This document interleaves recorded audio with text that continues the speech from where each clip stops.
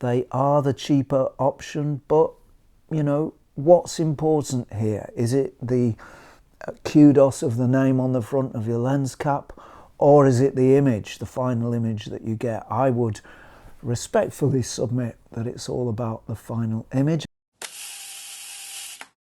Well, hey everybody, thank you for checking in once again and welcome to another episode. And today I'm going to talk to you about some of the cheapest vintage lenses that you can buy. They were made for photographers who didn't want the expense of the major manufacturers, Nikon, Canon, Olympus and so on, but who still wanted to use interchangeable lenses and a film SLR. They were cheap in their day and they're still very cheap now. They're occasionally looked on as inferior, kind of looked down upon, but certain companies who made these lenses, their lenses are in very, very high demand.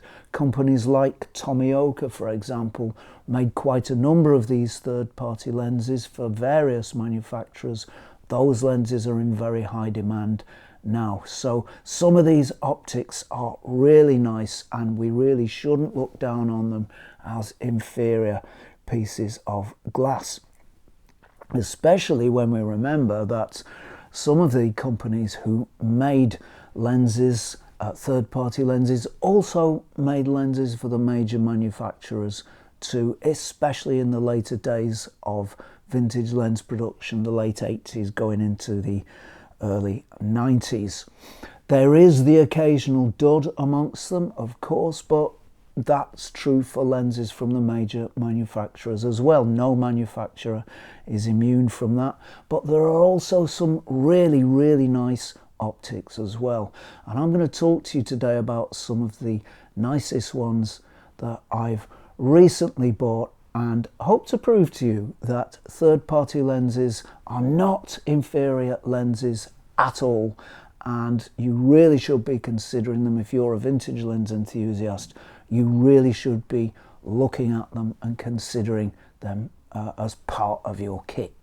So the first lenses I would like to talk about are Vivitar lenses, and I have bought a couple of these recently. I came across this lovely little 28mm f2 of all things in a charity shop in Southend-on-Sea here in the UK, and when I found this lens I didn't really look at it very carefully. I just looked very briefly. It said 28mm on it and I thought, yeah, that's just going to be your standard 28mm 2.8. I bought it because I buy up vintage lenses for if they're on sale at a reasonable price wherever I can see them, and it wasn't until I got it home I realised actually this is an f2 lens, so it's quite a rare beast and it's quite an unusual thing. It has a very short focus throw of about, I don't know, a third of a turn. It's very short indeed, so that means very fast focusing with this lens. It's got a nice big aperture and it has a nice close minimum focus distance too of 30 centimeters. So if you do go close and you keep your aperture open, this is a lens that will give you some blur, and that's quite rare in a wide angle lens. However, this one can do it. It's nicely made, it's all metal. It has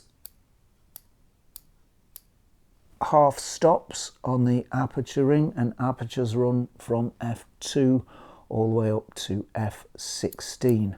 This one I think is in Minolta mount. Yeah, it is. This is a Minolta mount one, but it really doesn't matter what mount you get them in. If you're shooting on digital mirrorless, just get the right adapter and you can easily pop it on your mirrorless camera. This lens was quite a find, and it just shows that you don't have to pay mega bucks or, you know, a massively high price for a wide angle lens with a slightly wider aperture than usual. If you wanted one of these from the major manufacturers, Nikon or Canon, it would cost a lot more than what I paid for this. For this one, it's still got the price sticker on. I paid £15.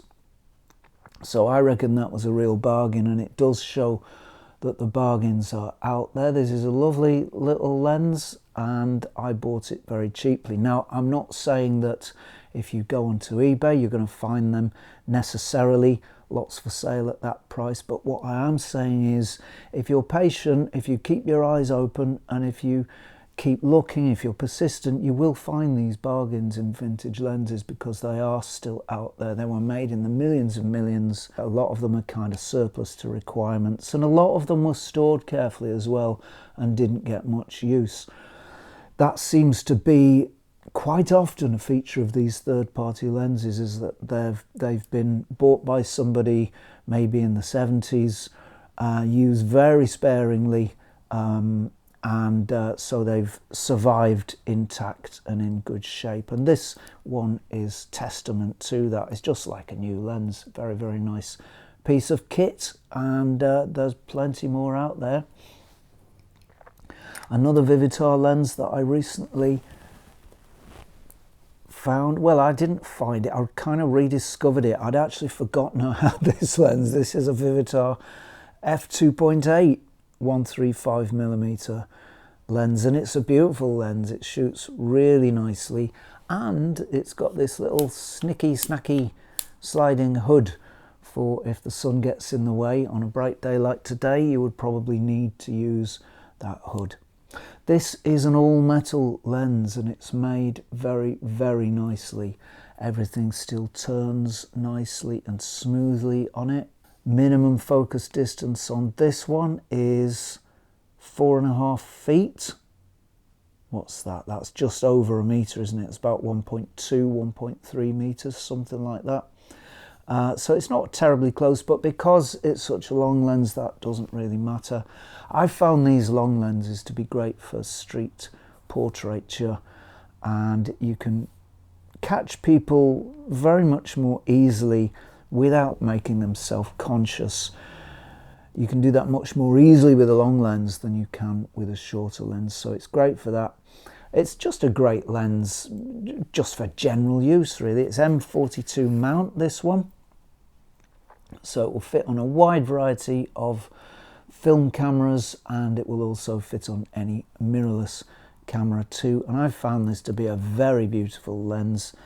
Aperture blades, I think this one has about, I think it has 8, 1, 2, 3, 4, 5, 6, 7, 8, 9 aperture blades this one has, so it'll make you some nice circular bokeh balls when you stop down a little bit. Very nice lens, and I think I paid about £20 for this one, but it was around about a year ago, so they may have gone up a little since that time, but you can still find them for around that price if you're patient and persistent. Those are the watchwords of the day, boys and girls, because those patience and persistence are what gets you the bargains. So what else have we got? Well, we've got a lovely Sigma lens here. This is the Sigma 18 to 28mm, very short zoom, and I think I paid about £20 for this. This was another charity shop find. In fact, thinking back, I think I found it in the same charity shop in Southend-on-Sea that I found this little wide-angle Vivitar f2 2.8mm, 28mm rather. So this is a great little lens. It's very wide indeed. 18mm is getting into super wide territory. It's very, very wide indeed, and you would usually pay, if you wanted a lens of 18mm or even a short zoom like this from one of the major manufacturers, you would pay top dollar for it. They are not cheap at all. Once you go beyond 28mm, wide angle lenses start to get very expensive very quickly, and by the time we get to 18mm from one of the major manufacturers, that would be pretty spendy. This lens cost me £20, and again, they may not be all over eBay at this price, but there may be some on eBay at this price, and you will find them if you're persistent and if you're patient. Scour those charity shops and thrift stores, and just keep your eyes open, people. The bargains are out there. This is a lovely little lens.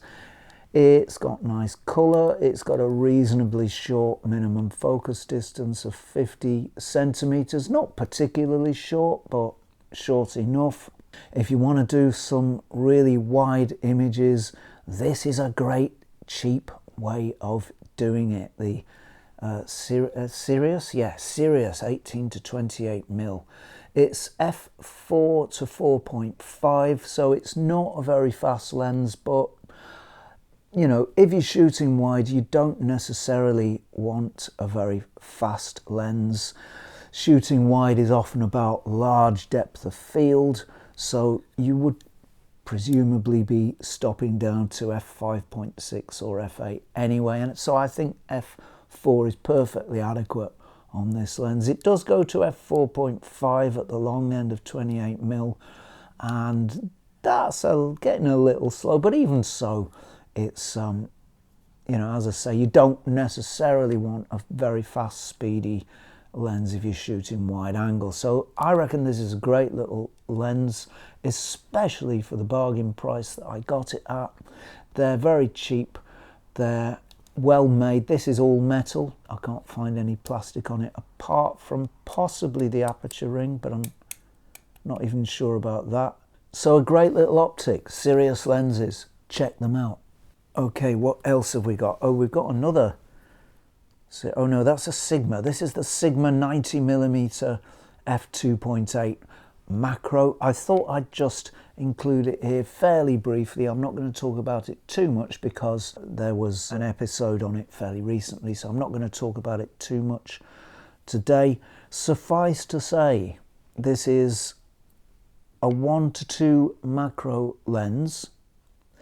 It's a 90mm lens and it's an f2.8 lens, so this one is almost 3 lenses in one. It's a very close lens for 1:2 macro. You can get an attachment that was sold to turn this into a 1:1 macro lens. It's got a very long, or a fairly long, focal length of 90mm, so it'll do a nice portrait.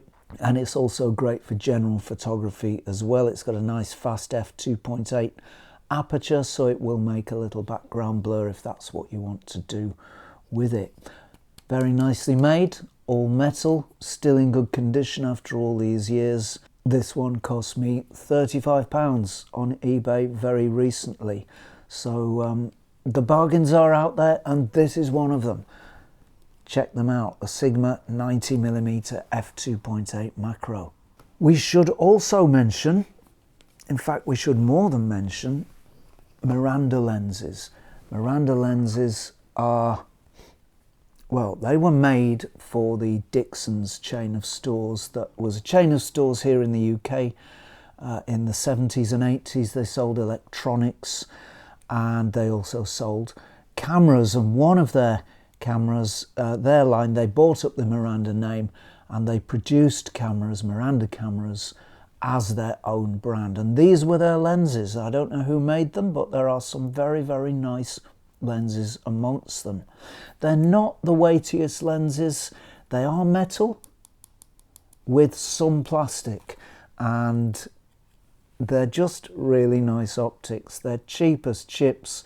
They're available in a wide, very wide range of focal lengths. I've got the 24mm f2.8 here. That was a very nice find. I found that on the front of an Olympus OM30 that I bought. That's a great little lens. 24mm, if you want one from the major manufacturers, are pretty expensive. They're pretty spendy.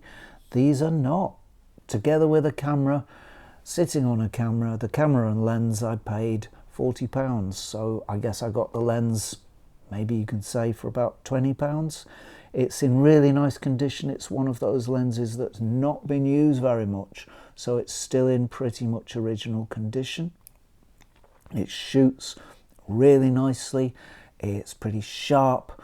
It's got really nice colour, and it goes very close down to 20 centimeters, so it will even make you a little bit of background blur as well. A very, very nice lens. I've got plenty of other Miranda lenses actually. I did start collecting them because they're so nice, The Miranda 50mm f2 is sitting on the front of my Sony A7 here. I've been using this lens recently. This lens has lovely colour. It really impressed me when I first used it. It's got beautiful colour, it's got very strong contrast, it's got a good close focus distance, a reasonable close focus distance of 50 centimetres. It has an f2 maximum aperture, and you know, it's not on paper a particularly impressive lens, but once you get out and shoot it, gosh, it really does make some nice images. So, you know, top marks for the little 50mm f2 there from Miranda. Other Miranda lenses include these two, the 35-70, a nice short zoom, f3.5 to f4.8. That's a lovely little lens if you want a little zoom just for general photography. It's not particularly fast, but it's a nice little lens and it will get you a shot, and that's what's important.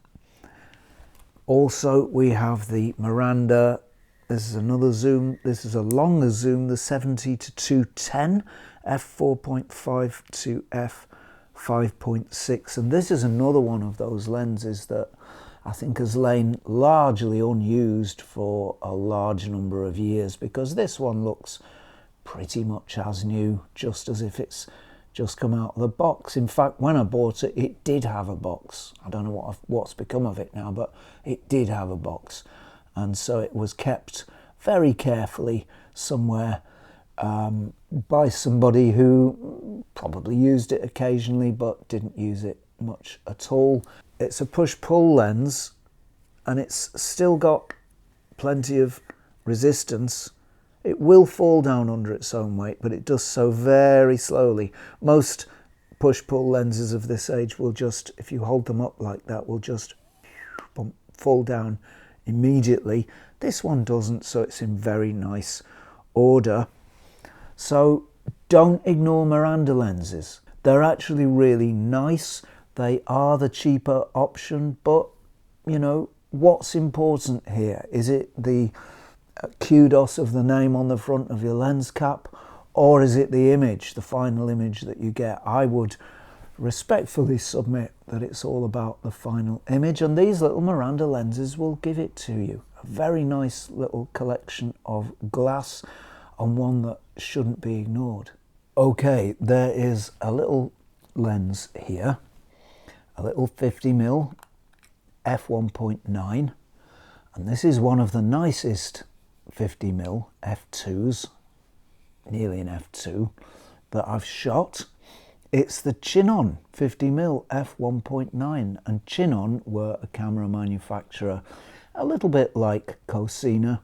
They made cameras for the cheaper end of the market, again for photographers who wanted to do interchangeable lens photography using an SLR but didn't want to pay top dollar, and Chinon were one of the manufacturers who occupied that segment.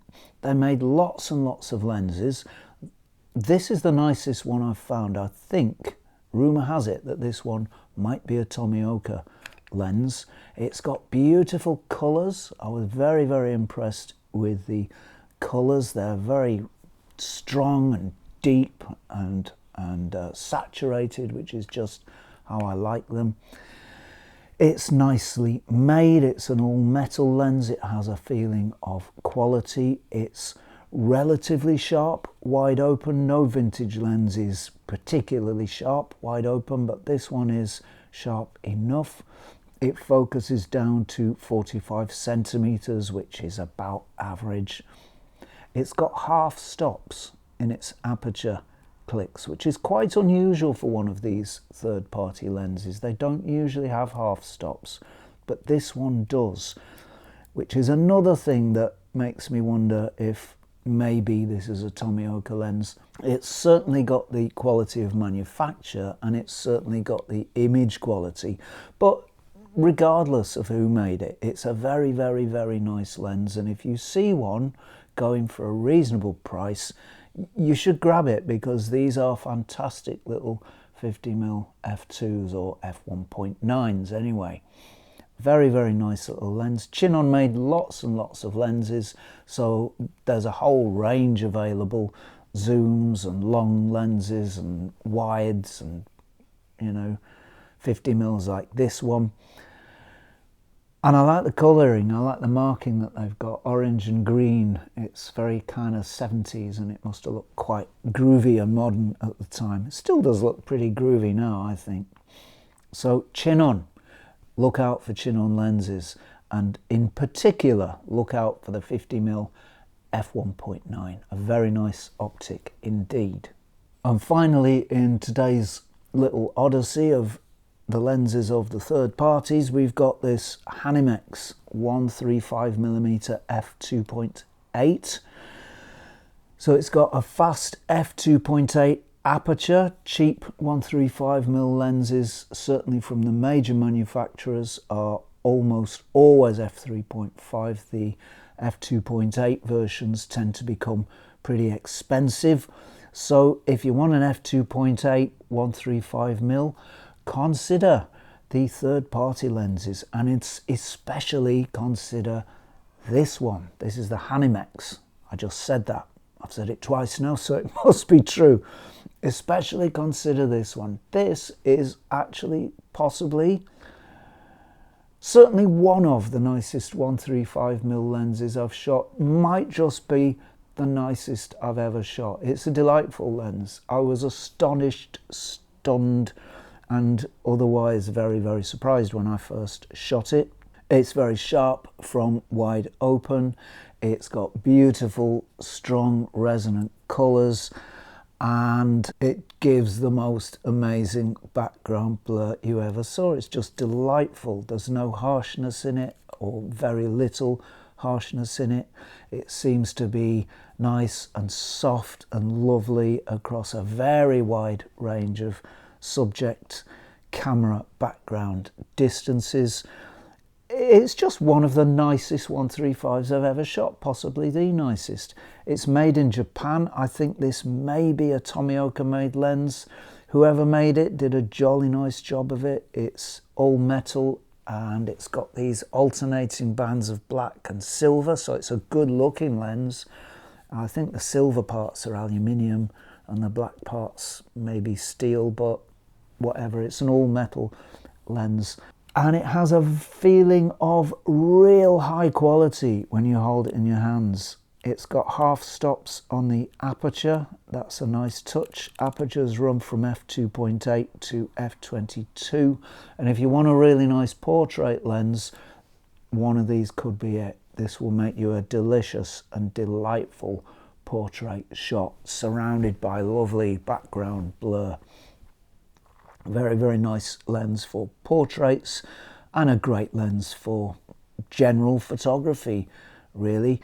Very nice for street portraits. Longer lenses are pretty good for street portraits in my experience because they allow you to capture subjects without making them self-conscious. So it's a great lens for that if you're into street photography. A minor gripe is that it doesn't have a particularly close minimum focus distance. It goes down to 6 feet or 1.8 meters. But because it's a long lens, you're fairly close anyway. You know, you're going to be you're going to get a relatively big image anyway at 6 foot. So I don't think that's terribly important in a 135mm lens. So a very, very nice optic, the Hanimex Teleauto 2.8 135mm. So there are many third-party lenses available to buy. I've just shown you a very brief snapshot of some that I've collected recently. There are many more out there. Sometimes they are advertised at rather higher prices than they should be, so don't buy the first buy it now on eBay. This business of finding vintage lenses, now that they've got a bit more expensive, this is even more true. requires patience and it requires persistence. It requires you to look in charity and thrift shops. It requires you to check out eBay regularly. Persistence and patience will pay off, and you will find that the bargains are out there. But even if you pay top dollar on eBay for these lenses, you shouldn't be paying more than £40 or so for any of them. And you know, even at that price, they're a pretty good deal. So there we are. That's about it from me for now. Thank you so much for tuning in and watching. I do really appreciate that. If you've enjoyed this episode, do chuck us a sub, please. I would appreciate that as well. Many thanks to subscribers for your support. A genuine, heartfelt thanks to you for that. And many thanks to patrons for your support. A genuine, heartfelt thanks to you for that also. Many thanks to anybody who's given thanks or super thanks or tuned in and watched the shows or engaged with this channel in any way. Thank you, everybody. I really do appreciate it.